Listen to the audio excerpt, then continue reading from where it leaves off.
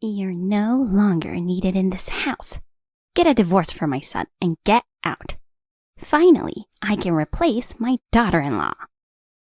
I'm currently living under one roof with my husband, my mother-in-law Debbie, and my husband's lover in a distorted space. As Debbie shouted at me to get out while laughing at the idea of replacing her daughter-in-law, I coldly retorted, "The divorce papers have already been submitted. Please feel free to replace your daughter-in-law or do whatever you like." Unaware that the divorce papers had already been filed, the gleeful faces of Debbie and my husband Scott turned sour when I dampened their spirits. Well, that's if it's even possible, hypothetically speaking. "What do you mean, if possible?" Debbie exclaimed with wide eyes. I decided to enlighten her.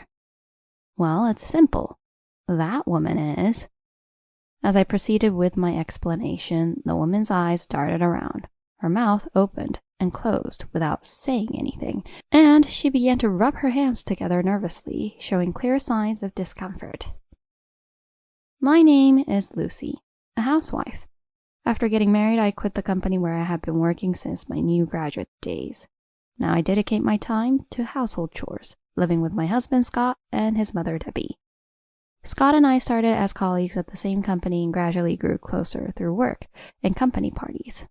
He was serious and strict at work, but laughed a lot and was adorably clumsy in private, which drew me to him. Our relationship progressed smoothly, and soon after, Scott proposed to me, leading to my resignation from the company to get married.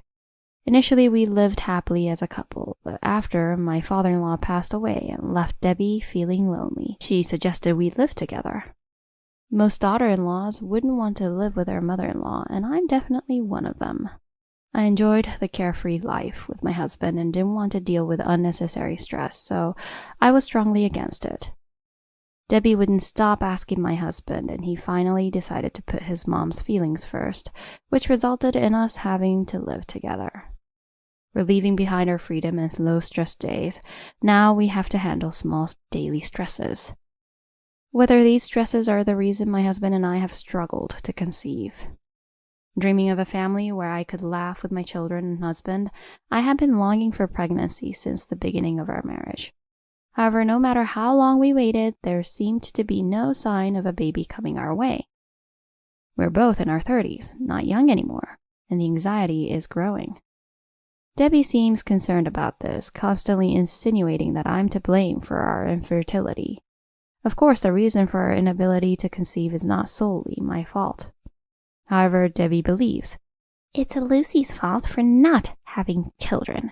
It's pitiful that my beloved only son ended up with such a wife like her," never considering that her son might be the cause.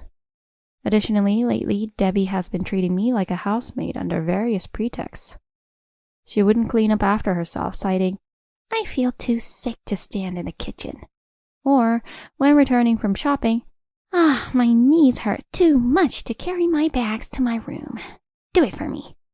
It started with small tasks. Eventually, she stopped helping with household chores altogether, demanding things like, "The coffee after dinner is served too late." Or, "Is my best outfit ready for tomorrow's outing?" as if I were a maid, while she spends all day lounging in the living room. Despite all this, what's worse is she criticizes everything I do. When I went to the hair salon, she accused me of extravagance with my son's money and eventually criticized me for supposedly skipping housework to go out, calling me shameless. I consulted my husband about her unbearable behavior, but he scolded me, saying, "How dare you speak ill of my mother?" Unable to confide in anyone, I've been carrying this stress alone. Meanwhile, my husband began to act suspiciously. His return home from work, usually on time, has been usually late recently. At first, I naively waited for him, thinking he was busy. However, gradually, he stopped having dinner at home, and sneaking back in the middle of the night became the norm. Scott has been leaving the house early in the morning, even on weekends, dressed in his suit, a stark contrast to his previous habit of lounging on the sofa, sipping coffee, and flipping through outdoor magazines. I found his sudden change in lifestyle unnatural and observed him for a while, but couldn't understand the reason behind it. Losing patience, I decided to confront Scott about whether he was truly working or not and quietly waited for him on the sofa late at night during the weekday. Around 1 a.m., I heard the quiet turn of the key in the door. Soon, footsteps approached, and the living room door opened. "Welcome back, Scott." Wow, you scared me. Why are you up so late? Not even watching TV? What are you doing? Scott looked genuinely surprised, which only heightened my suspicions. There's no need to be so surprised. I just had something I wanted to ask you, so I was waiting. Huh? Do you even know what time it is? You know I come home tired and you're waiting for me without even considering how I might feel? What time do I think it is? That's my line. Why are you coming home at this time every night? Scott seemed taken aback by my loud rebuttal. What do you mean, why? It's work, obviously. What else would it be? Work? How long do you plan to keep lying? Did you honestly think I wouldn't notice you crashing into bed smelling like a bar and using shampoo that's definitely not ours? What? What's wrong with having a drink with my boss? I pressed on as Scott clearly became agitated. Don't think you can fool me with that. Have you forgotten that I used to work at the same company? A former colleague who still works there told me Scott leaves on time every day. Scott's face tensed in a way that confirmed my suspicions. He was definitely cheating. I had already inquired with a former colleague about whether Scott was really staying late for work or working on weekends. Of course, the answer was no. No one was working on weekends. However, that's all I could find out. I didn't know where he went or what he did when he wasn't home. As Scott's face turned pale and he stumbled over his words, a voice came from behind. If it's come to this, there's no helping it. Let me tell you, Scott has a mistress. A mistress? Standing there, Debbie looked pleased with herself. Despite having suspected Scott's infidelity, the word mistress shocked me. I had anticipated Scott might be cheating, so the fact itself was not as shocking as it could be. However, the real question was why Debbie knew about it. You're so clueless, it's almost pitiful. That's why my son started looking for a woman elsewhere. All because he ended up marrying someone like you. To say something like that. Anyway, when did you find out Scott was cheating? Debbie showed no remorse. Instead, she affirmed her son's infidelity and continued to paint me as the villain. From the very beginning, it was my suggestion. I told him to ditch the failure of a wife like you and have children with a proper lady from elsewhere. Excuse me? I can't even begin to understand what you're saying. Right after that, my son told me he found a wonderful woman and started dating her. I met her once, and unlike you, she was a fine young lady. Young, beautiful, and well-mannered. If only he had met her before meeting you. Stunned by Debbie's words, I struggled to comprehend them, but my mind wouldn't cooperate. Scott seemed relieved to have support and regained some color in his face, yet he remained silent. Debbie, looking down on my silence, continued. We've already been planning it, the three of us. A wife who can't bear children for my son is unnecessary.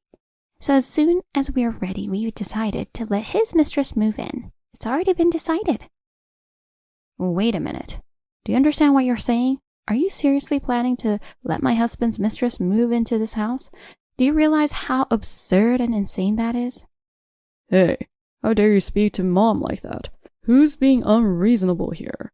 Besides, this was a decision made between Mom and me. Listen, the prosperity of our family is the most important thing to us. That means you're now useless to us. Get it? Be thankful. I'm not saying you have to leave the house, but you must thoroughly keep up with the housework even after my lover arrives. Understood? Suddenly, my usually quiet husband began to talk non-stop. It seemed like they were truly planning this all along. Seeing me speechless and unable to utter a word, Scott sneered at me. You're welcome to oppose our plan, but if you do, we'll proceed with the divorce under the assumption that you're at fault. The paperwork is already filled out, so do as you wish from here. I mean, I doubt a stay-at-home wife like you could manage anything anyway. With those words, he thrust the divorce papers at me, and both Scott and Debbie left the living room. Sitting alone on the sofa, I struggled to understand what was going on. But even as the morning light started to filter in, my mind was still in chaos. I tried repeatedly to convince him to rethink, desperately telling my husband that I would forget this incident if he broke up with his lover now. However, they both refused to listen and continued to ostracize me, and about a week ago his lover truly began living with us. Realizing I could no longer live with them, I attempted to leave before his lover arrived, but I was constantly monitored by Debbie and couldn't even pack a few belongings. My chance to leave was possibly only during the hour I could go grocery shopping in the evening. By the evening, the lover arrived. My belongings had mysteriously vanished from the bedroom Scott and I shared, now thrown into a small room being used for storage. I immediately understood the silent pressure indicating that was my room from now on. It reminded me of Cinderella being bullied by her stepmother and stepsisters, but unlike the fairy tale, this was my grim reality. Unlike Cinderella, who had a happy future marrying a charming prince, I had to face the reality of being mistreated by the man who was once my prince, leaving me feeling utterly miserable and sad. While trying to make a sleeping space among the chaos, Scott's lover, named Nicole, arrived with her suitcases. The polite greeting felt strange, but nothing I feared happened. I only knew she was called Nicole because I overheard Scott and Debbie referring to her that way. I also heard Nicole's astonishing remarks.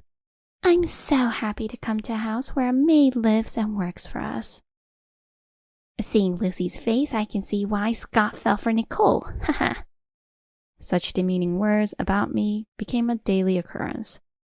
Nicole no longer recognized me as Scott's wife, treating me just like a housemaid, similar to Debbie. I knew resisting Nicole would only bring Scott and Debbie running into her defense with fury, and wanting to avoid further conflict, I complied with Nicole's demands. And that's how it all started, living under one roof with my husband, his mom, and his other girl, and it drove me crazy. I woke up earlier than anyone to prepare breakfast, often redoing it if it wasn't to their liking. During the day, I was treated like a servant by Debbie and Nicole, facing a barrage of snide remarks if I didn't immediately attend to them upon being called. In the evenings, they'd demand whatever they wanted for dinner, berating me if I missed even a single request. Things would calm slightly when Scott returned home, but the loud voices of him and Nicole from what used to be our bedroom haunted me nightly, forcing me to sleep with my ears covered. Waking up today, a week later, I was shocked to find a lot of my hair on the pillow due to severe stress, a significant weight loss of over 10 pounds, and a lack of appetite. My body and spirit were undeniably breaking down. The thought of continuing this life until death brought on unstoppable tears and nausea. For my own sake, I had to do something about these three people's wrongdoings. With that resolve, I immediately decided to initiate a divorce from Scott. Days later, I was cooking aqua pazza for dinner, Scott's request since it's Nicole's favorite despite never having made it before. I had to research it online and make an extra shopping trip, which led to even more disparaging comments from Debbie about my inadequacy as a housekeeper. As I was setting the table, Nicole said she had something to report and asked me to come to the living room quickly, where Scott and Debbie were already seated. Sharing the same air with them for even a second was intolerable, so I attempted to leave the living room. However, Nicole noticed and with a smile asked me to stay. Please, stay here, maid. While wondering what was about to be discussed, I waited for Nicole to speak as Scott and Debbie eagerly munched on their food. Then Nicole showed a small black and white photo to both of them. From my corner of the room, I could clearly see what it was, something I had prayed for but never received. Is this an ultrasound photo? Nicole, are you pregnant? Yes. I went to the OBGYN today and they told me I'm 2 months pregnant. Hearing the long-awaited words, Scott and Debbie erupted in joy, transforming the table into a celebratory mood. Nicole, thank you so much. This is the happiest I've ever been in my life. Scott, with tears in his eyes, repeatedly thanked Nicole. You've done so well, Nicole. I'm finally going to have a grandchild. How wonderful. Compared to her. As the mood brightened, Debbie glanced at me and started hurling insults again. Now that we're having a grandchild, you're truly unnecessary in this house. Just divorce my son and leave. Nicole chimed in with Debbie's words. Exactly as Debbie says. Living with the ex-wife, even though she's the maid, would only stress me out. What if it affects my health? Will you take responsibility? While caressing her belly, Nicole added fuel to the fire. Exactly. Now we can finally replace you, Lucy. To the three of them laughing loudly and shouting for me to get out, I coldly retorted, "As you wish. The divorce papers have already been submitted, so Scott and I are now complete strangers to each other. We're both single, so feel free to proceed with any bride replacement or whatever you like." Scott, unaware that the divorce papers had already been filed, stood dumbfounded. What? Is that true? Then we can submit your and Nicole's marriage registration right away. Isn't that great, Scott? Yeah, right. I'll go get it tomorrow. I quickly dampened Scott's spirits, who was happily saying so. Well, that's if it were even possible, hypothetically speaking. At those words, Nicole visibly flinched. What did you just say? What do you mean, if possible? I nearly laughed, hiding my face as I prepared to reveal Nicole's secret. Well, it's simple. Nicole here is already married. You knew that, right? What? What? Simultaneously, a dumbfounded voice came from both of them as they looked at each other. Meanwhile, Nicole, having her secret suddenly exposed to the two of them, visibly paled as the color drained from her face. That's... Nicole stammered, trying to concoct an excuse as her eyes darted around and she fidgeted nervously. Nicole, are you really married? It's not like that, Scott. It's just that the divorce is taking some time. I'm completely separated, I swear. But as she said, my marriage hasn't been legally dissolved yet, and... You've been hiding such an important thing from me this whole time? Scott, deeply shocked, slumped back into his chair. I wasn't hiding it. Besides, Scott, you never once asked me if I was married. I was appalled by Nicole, who tried to justify herself when she couldn't escape her lie. When we first met, you said you were just separated and lonely. I thought you were single. Who wouldn't? But I really was separated. Exhausted by their childish exchange, Scott sighed deeply and looked down. Then, as if suddenly remembering something, Scott looked up with a trembling voice. But the child in your belly is really mine, right? If that's the case, there's no problem. Sure, the marriage registration might take some time, but we can live here as before, right? Scott muttered to himself as if convincing himself that everything was fine, that there was no problem. I decided to shatter that sliver of hope with a harsh reality. To think that the child in her belly could be yours? Such a convenient reality doesn't exist, Scott. You can't father a child. What are you talking about? There's no way that's true. Wasn't it you who was the cause of our infertility? Me, unable to father a child? Give me a break. Scott's face, taken aback by my unexpected declaration, was dripping with sweat. I presented him with the results from a fertility clinic we had visited years ago. What's this? This is proof of your infertility. When we received these results, you blamed me without even looking at them. Keeping them turned out to be a wise decision. The diagnosis in Scott's test results was a sperm production disorder. Simply put, it's a condition where sperm production is decreased, making it difficult to impregnate a partner. So it's nearly impossible for you to father a child, meaning that child in her belly isn't yours. I can't believe it. How can this be? Then whose child is it? Most likely it's her husband's, with whom she's currently separated. Scott, once jubilant, now hung his head in defeat, a stark contrast to his earlier excitement. Debbie, unable to believe her son was infertile, kept looking at the test results, muttering, My grandchild. Her face devoid of life. Nicole could tell things were getting worse, so she jetted out of the house without even packing her things. Such a selfish woman. I had no time to deal with her right now and decided she would pay for her actions later, so I let her go. Scott, too, just watched her leave with a downcast look, remaining seated. Finally, looking up at me, Scott pleaded, Lucy, I'm sorry for everything. Please, let's start over. I have no one but you. Forgive me, Lucy. I forcefully shrugged off Scott as he clung to my arm, sobbing and begging. Your apologies mean nothing now. And remember, you're the one who threw the divorce papers at me, assuming I was at fault. I have gathered all the evidence of you and your mother mistreating me, and your infidelity. You and your mother will pay for the torment you've caused. I was wrong. I'll make amends for everything. Just don't abandon me. Seeing him groveling and clinging to my legs, I felt no sympathy. It was all his own doing. What a pathetic sight he was. I shook him off again, packed my few belongings, and headed to my parents' house. Later, I heard from the lawyer that Scott was sued for a hefty compensation by Nicole's husband after the affair was exposed. The news of our divorce spread quickly at Scott's company, and it was widely known among my former colleagues that Scott's infidelity was the cause, leading to his ostracization at work. I also sued Debbie for a significant sum in damages. Knowing they didn't have the savings to pay everything didn't mean I intended to forgive them. Debbie once lorded over me from the couch, had recently started working part-time at a supermarket to pay off the compensation. It might sound terrible to wonder if Debbie, due to her age, will live long enough to repay everything, but just imagining her huffing and puffing while being bossed around brings me a sense of relief. After returning to my parents' house, I started a new job.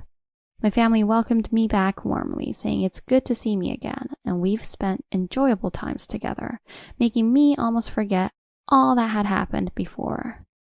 Since coming back, I've run into old friends frequently, finding happiness in our casual outings for drinks. In fact, I've recently started dating one of them. No matter how many times I recount my past miseries, this kind person sincerely listens and sympathizes, acknowledging how tough it must have been for me. When asked if I'd consider marrying again, I can't immediately say yes, but I'm overwhelmingly happy to have taken a new step forward towards a happier life.